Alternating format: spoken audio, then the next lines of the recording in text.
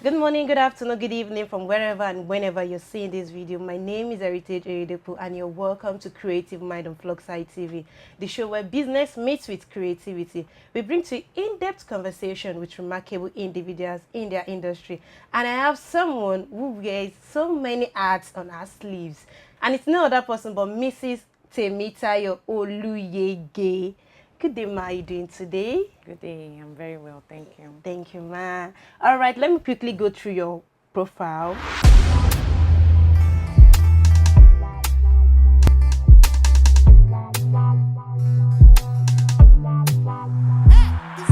Temitayo Oluyege is a Nigerian fashion entrepreneur and sustainability advocate. She is born in Akure and raised in Ibadan. She holds a degree in industrial and analytical chemistry and has completed entrepreneurship training at Cornell University and All Global University and AWEC.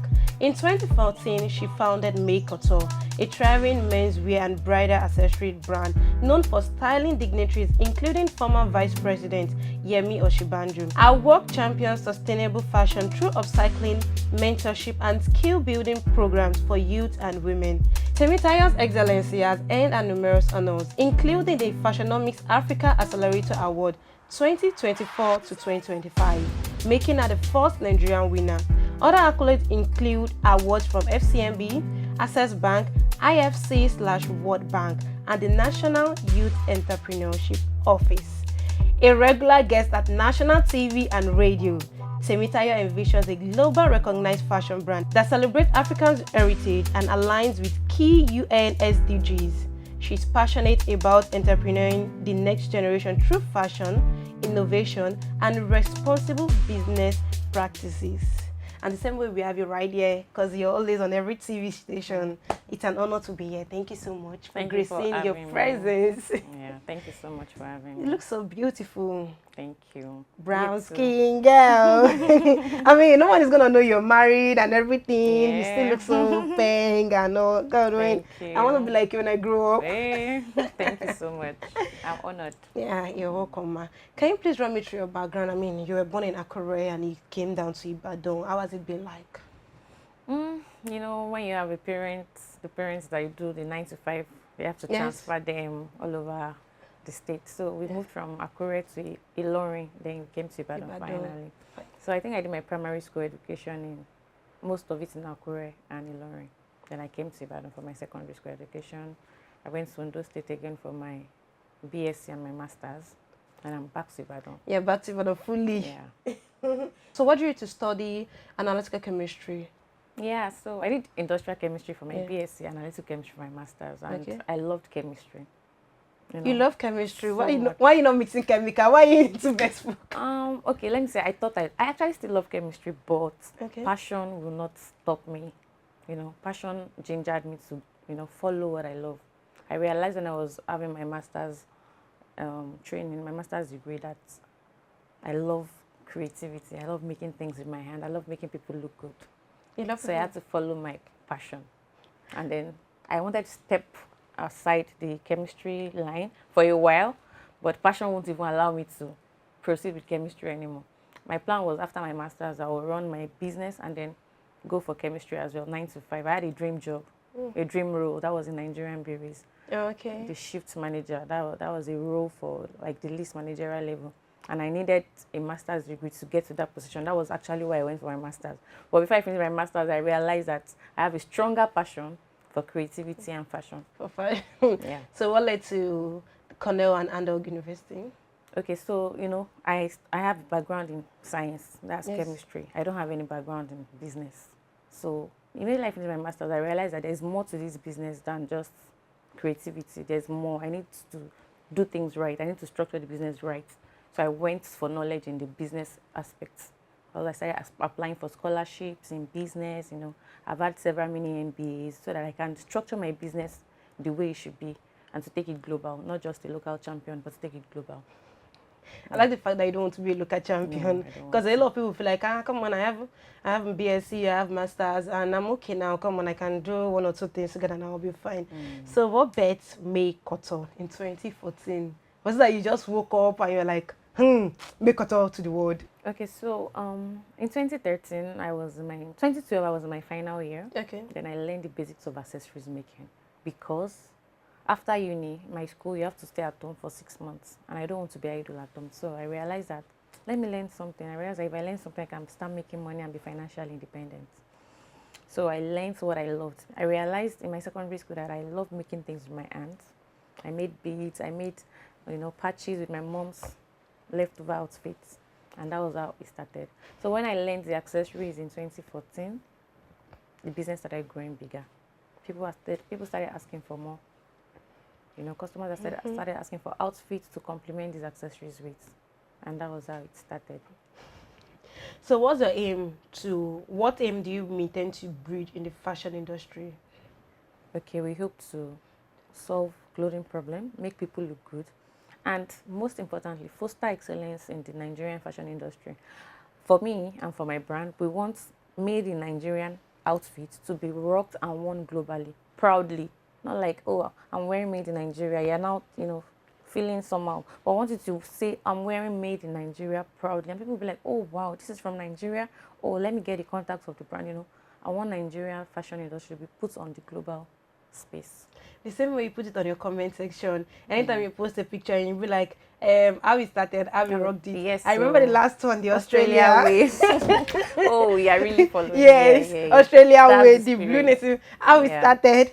And probably how they rocked it in probably UK or whatever it is, repping in the UK and so. When I saw like, oh, you've gone global. I mean, you've gone a lot. We have not yet gotten there, but we will get there. Amen. So what were the challenges you had when you started the business itself, and how did you overcome it? So many challenges. I remember when I just started the accessories, to get the standard materials, to make international standard materials for these accessories, it was very difficult. But we pulled through. We started getting the materials from Aleshin Lawyer markets, Lagos markets.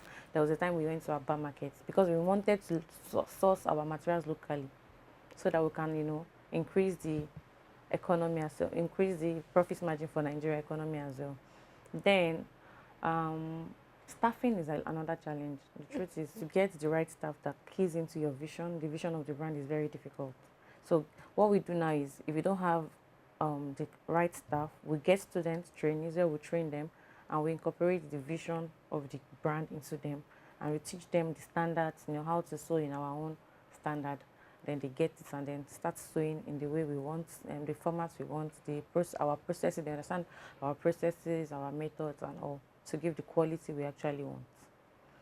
Do you really think people want to learn right now? Because I saw a post on social media like, it's hard for you to find intern. People just want to get the cash money. Do you think it's easy for you to get people who want to learn what you do and want to go through that line? It's actually not easy. Let's just be sincere. People don't want to learn anymore. Everybody wants to become a boss. Everybody wants to be the boss of their own. Content creation made it easy. Thank you. Everybody just wants to, do fast, do this sharp and get their money. Even the people that learn, they don't really learn. They don't learn to know the in-depth of it. Yeah, they don't learn to know the in-depth of the craft or of the business. Even when they know the skill, they don't want to know the business of the skill. It's another thing to know the skill, another thing to know the business of the skill. Knowing fashion is different from knowing the business of fashion. But they just want to learn the little they want to learn and then just start their own. So nobody really wants to learn. Everybody just wants to make money.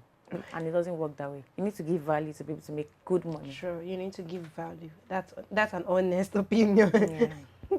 Why did you decide to go into menswear and bridal accessories? Why not females wear, bespokes and a lot of things? May Couture. Okay, people have been asking me that question. So they've asked several times. But I told you I learned various type of accessories. I learned arts, fascinator. I learned various things, even cakes I learned. But I realized that what resonated with me more were the men accessories. And before I even think of, let me learn female, let me add this to it, the men started coming back, It actually started with grooms and groomsmen orders. When I make bow ties, groomsmen accessories, grooms and groomsmen accessories, I asking for, make suits for us, make shirts for us, make blazers for us, so that we can use these accessories on. Can you make this for my wedding? And that was how it started. So I realized that, this is a business. This business is standing. There is more to this business. Then I went to learn more, and I went to learn fashion, men's fashion, coupled with the men's accessories, and it became a brand. All right, that's nice. And I understand that sustainability is actually a core part of your business. So how do you integrate upcycling and recycling into the part of the business? Okay. You know, I told you I learned about accessories. Yes. Yeah. So I realized that not just myself and other tailors, other fashion designers, when we produce, we have a problem. And the problem is waste. All the fabric waste generated from our production process, what do we want to do with them? The normal thing that happens is the regular tailor will take it to the maybe the landfill and then burn it, and then it causes pollution, environmental, different kind of pollution. But what we do is we use this fabric waste to make accessories, as I said earlier. So I went back to all the accessories I learned. We use them to make sustainable designs, patches, Ankara crafts, different things, and then we take it to secondary school to teach them about upcycling, recycling, and waste management, using this fabric waste to make beautiful outfits and beautiful accessories. Okay, which of the UN Sustainable Development Goals most closely align with your mission, and how does your work contribute to these goals? Because I understand you're doing a lot of training for people, you go for a lot of exhibitions. How do you imbibe it to people and probably to your customers? Okay, the truth is, if we want to sit down well and analyze these SDG goals, May Couture is actually doing one or two in almost everything. Okay. But most of the ones we are working on is the responsible consumption and production. We make sure that when we produce, we are not using our production process to cause environmental pollution or to cause waste in the environment. And that is why we use waste materials to make beautiful, sustainable designs of clothing and accessories. That's one. Also, we are making sure that people get jobs. We are reducing unemployment by training people, both free and unfree, paid and free, to reduce the unemployment level in the country. All right, so a quick one. Let's just dive into your leadership and recognition awards of a thing. You've gotten a lot of awards. Yeah. How does it feel? How does it? Do you think it really gives you that ginger, that morale to go more, to do more, or do you think it's just there for you? Awards are good, though, honestly. It gives, just as it gives ginger. Let me put it that way. It's like a sign that you're doing something right. And then, when somebody applauds you for something, you want to do something more. Yeah, true. That's just what awards are like. So when you keep getting these awards, when I keep getting these awards, or when the brand gets it means that we are doing something in the fashion space in Nigeria, in Ibadan, and people are seeing it, people are applauding us for it. So it's a call to do more. A call that we are just getting started. Let's do more. Let's solve more problems. Okay, so what's the most memorable milestone for you in this industry? The most memorable, like, I love this. I'm proud of May Couture. Okay, let me just say this: the day Vice President rocked our accessories. Okay. And it was with the former governor, the late governor of Oyo State. Yeah. Governor Ajimobi. Yes, yeah. Yes, I so saw that video. That day was, I was actually, because when I wanted to go for the exhibition, I didn't get so much information. It was late, and I'm like, let me still go. Let me just try. Just quickly, I made some accessories, and I'm like, I'll go for this exhibition. And it came to this stand. Everything was just on me, like I was the show of the day. But I didn't even plan it, and God just made it rocked. The people clapped. There was a video, there was a picture. It got everywhere. And people when they saw the video, people that have not patronized me yet started patronizing me. So it was like a signature for the brand. True. And it's in the records now. I can keep saying that our brand has styled the vice president. So it's a big deal for me. It's a big deal. Every milestone is a big deal. Yeah, everyone. There's no small win. So every win is free fly. Yeah. It's a moment. For you're a mother, a wife, and also a businesswoman. How do you manage it all together? How? It's a bittersweet experience. It's sometimes very, sometimes you're like pumped up. Oh, I'm a mother. You're doing this. You're energetic with your children. Another time you feel like I'm tired. I'm overwhelmed. How do I, getting orders? Sometimes leaving work late. Sometimes at work I carry my baby. To work, sorting orders, dealing with customers, dealing with staff. It's just somehow. But I think the major thing is organizing your life. I want to use those 2 hours at work. Then having support system, delegate, and then structuring your business. When you have structured your business, I'm not here right now, work is going on. That's what business structuring is. When you are not at your office, when we are not at work, is work going on? Are customers being treated right? Are they sewing properly? Are they doing what you would have loved to do when you were there? That's business structuring. Then getting support system. My husband is a very big support system. Then my staff, they're trying. Then you have people they call your tribe. Yeah. Who are your tribe? Your community. Your community. They might not be so much, but the little they are, they could help. Do you understand? And then my parents. Sometimes I just drop my baby with them. Just please allow me this weekend. I have so and so to do. So getting the right business structure, getting the right support system, and then delegating, it helps a lot. Because motherhood is another thing. It's a whole lot. Yeah. So running motherhood with business, and then as a wife, it's not easy. And then we have other things as well. But you just planning everything well, trying to, you know what they call self-care, taking care of yourself. Because sometimes if you are not well taken care of, you can't boost well, you can't think well, you can't brainstorm about life. You can't take care of yourself because if your health is not perfect, nothing else will go well. So make sure you are fine so that your other parts of your life will go well. That's motherhood, your family, your business, even your spiritual life will go well. Recently, we had AMVCA. Okay. Do you think the fashion industry in Nigeria right now, they are doing great, or there's something else you think they should do better? I think fashion industry in Nigeria is making waves. Not just doing, they are making waves. Yes. Recently, we had Met Gala also. Okay, now let's compare Met Gala and AMVCA. What are the fashion designers are you going to pick first? Met Gala, AMVCA. Pick. Now, a tight corner. As a bona fide Nigerian, okay, I'm going to pick AMVCA. Okay. The truth is, Nigerian fashion designers are, I don't know, they are just trying to think outside the box. They are brainstorming. They are doing excellently well. Just as I said, I want to put as a small business, and those guys are even big businesses. They want to put Nigerian fashion industry on the global space, and they are trying to do it well. See Vicky James, see the likes of Prudent Gabriel. Yeah, they're trying. Honestly, they are trying. I just believe that if the government can, give us a more suitable amenity, they give us more suitable amenities, more suitable space to breathe, to do well, security. They are trying, government is trying, but if we can get more social amenities, these little things, Nigerians are very brilliant, they are very creative, they are doing well. So please, I give it to them.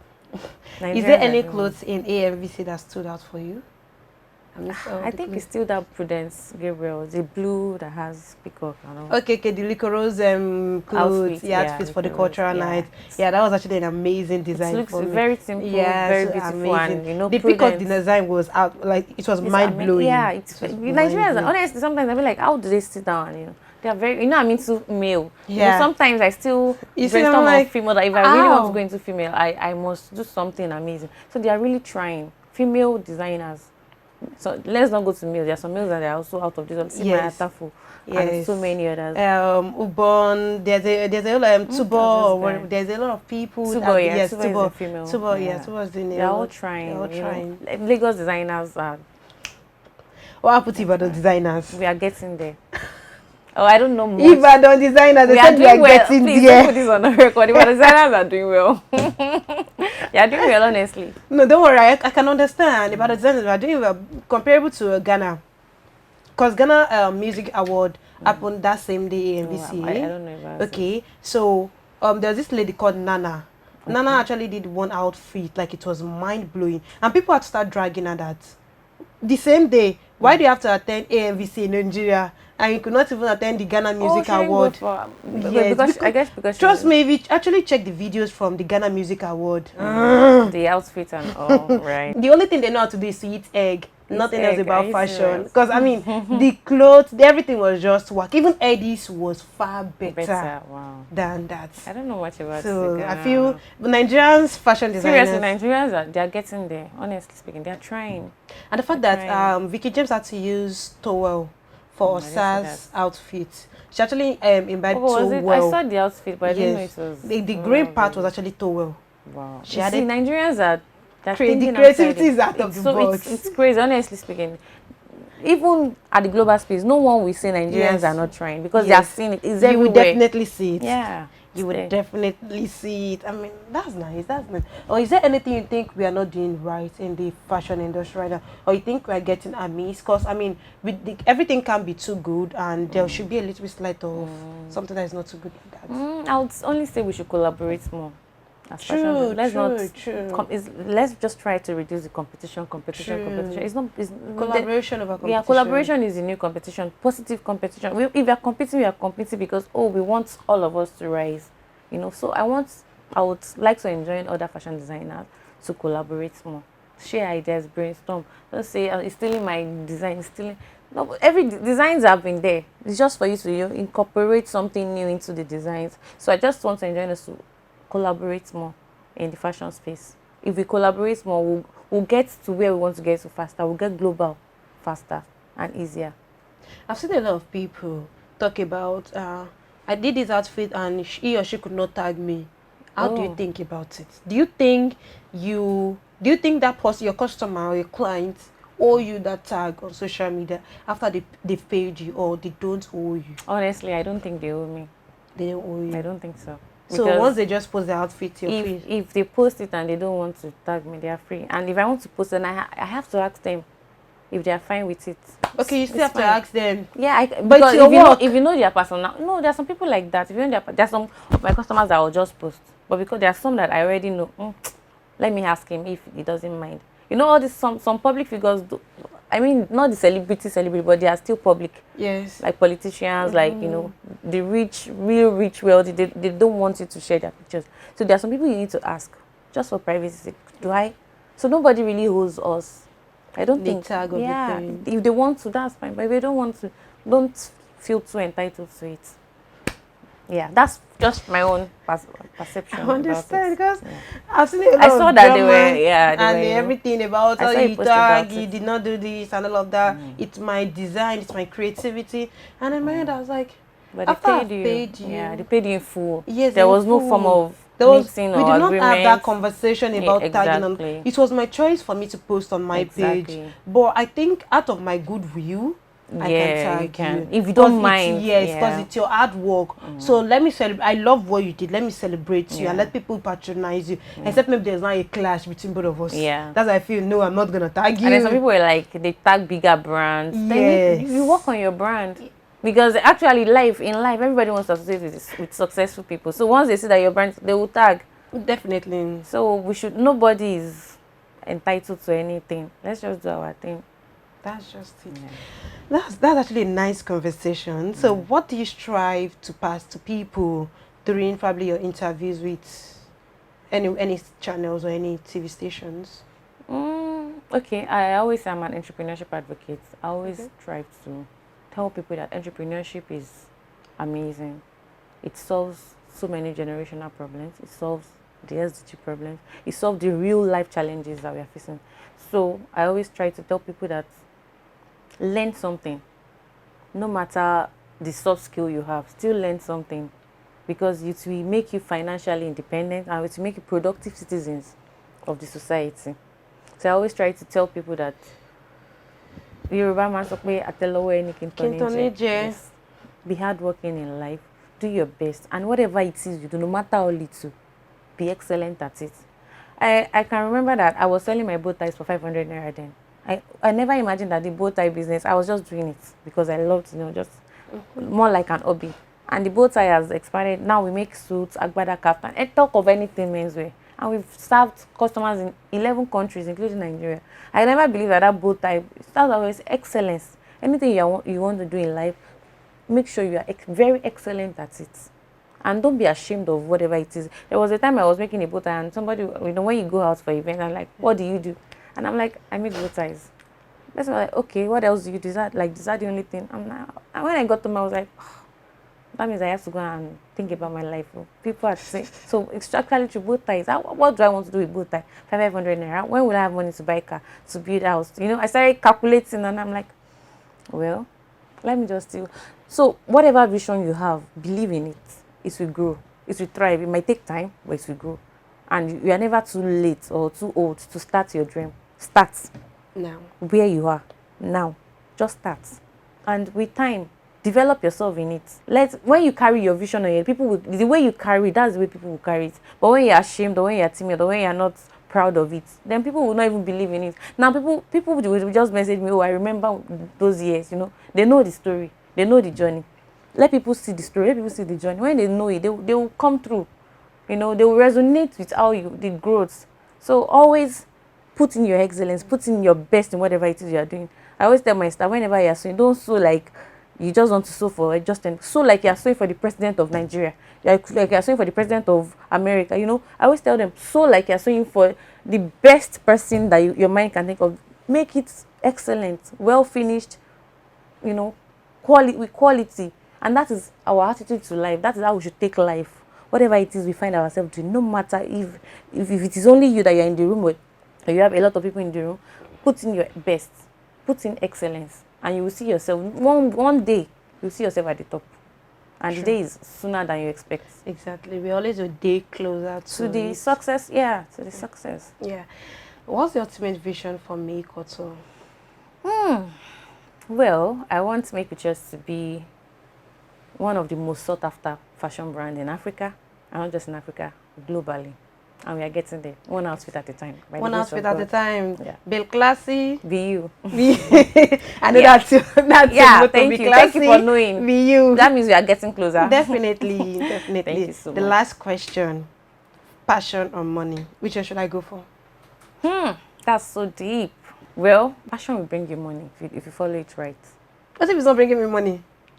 You have to re-strategize. Okay. Because if you chase money, at the end of the day, what else? Everybody can have money. People, You think so? There was a book I was reading, I think earlier this year, I can't remember the author. And the person was like, okay, he had a passion for something. And along the line, it was like, okay, let me look for money. Later on, I would go back to this. And while he was going on and doing all of this, he started liking what he was doing, like the money was getting, and he started liking the job. He started getting promotion. And before he knew it, the passion faded off. He was so engrossed in what he was doing. But is it sure that was passion? No, that would be passion. So tell me, passion or money? And what is my passion? And I've told someone once told me that if your passion can't fulfill your dream, can't for your lifestyle, then go for the money first. And after the money, you come back to the passion. Do you know I've also said this thing before that, when I get some more money out. It's dicey actually, because what do you think is stopping you from making money from that passion? Because I always tell people, money is not the only thing that is not making you achieve your dream. What are you leveraging on? Are you leveraging on relationships? Are you sewing into people's life? You don't have to give people money before you add value to them. Are you adding value to people?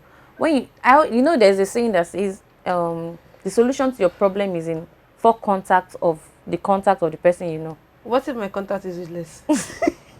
There's no how useless it can be.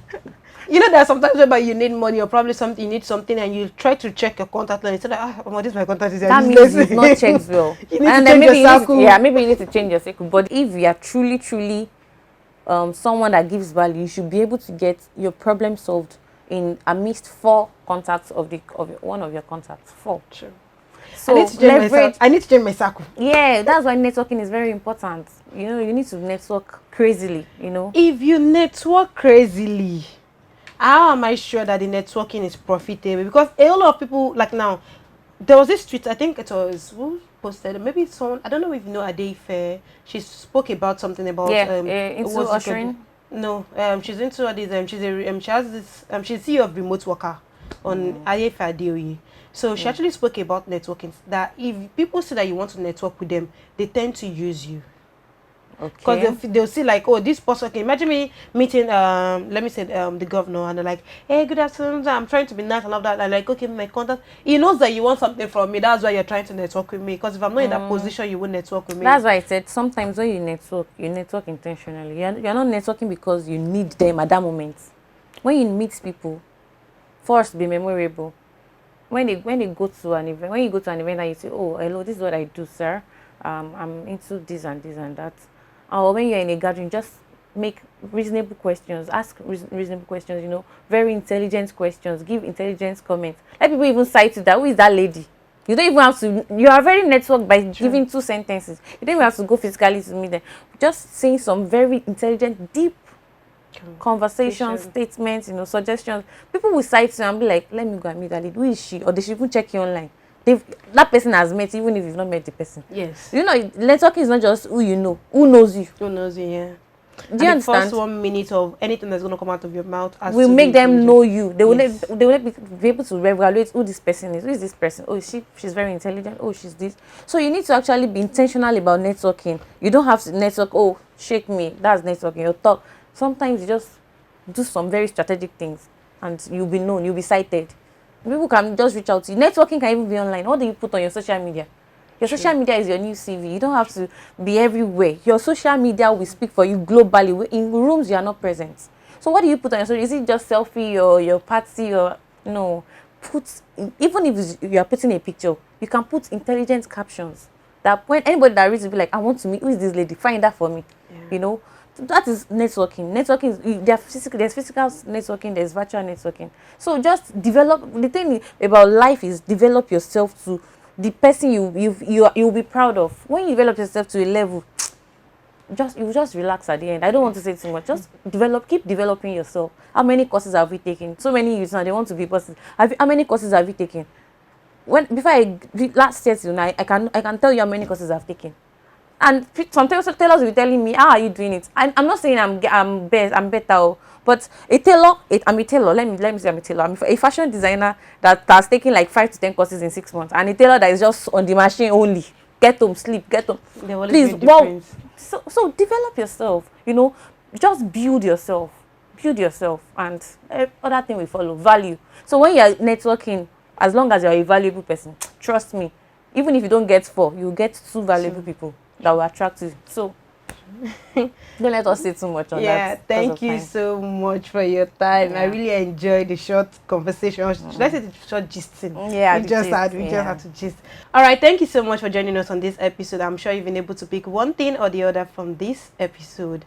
Be valuable, network, and be strategic with whatever you're doing. Be good at whatever you do, because excellency speaks for you. Till next time, stay tuned.